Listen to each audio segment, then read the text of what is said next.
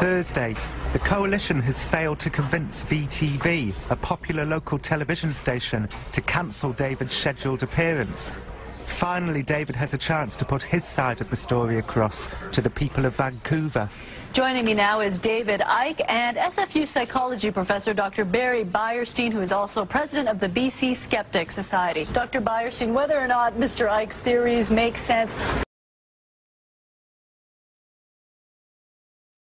why do you think he has a following when a lot of people would think that the ideas are completely out of this world? What research have you done on that? I'm just trying to just get this question from Dr. Beierstein. And you make statements like that. That's nonsense. Well, I think the nonsense is in the other side, but that aside, your question was why do people believe it?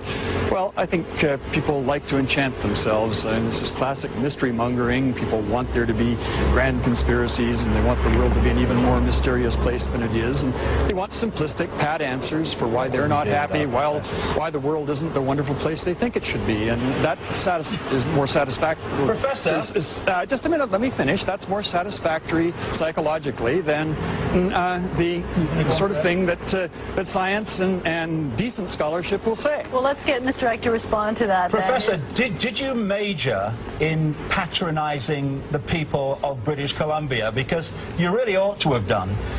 Tell me about. Hold on a second. Hold on a second. Let's stick with your silly ideas, not the people that believe them. Okay. Let's talk about, first of all, why Jewish groups are calling you anti-Semitic. Because I'm getting too close to the truth. When you get too close to the truth, they can assassinate you, or they can assassinate your character. In my case, they've chosen the latter. How would you respond to that, Dr. Beierstein? Don't get into these convoluted and paranoid fantasies that people are trying to shut you up. I mean, and what are you doing? You're on one of the biggest media outlets in Vancouver right now. That's hardly shutting you up. I've actually had 2 major interviews on radio pulled this week by the owners of the network.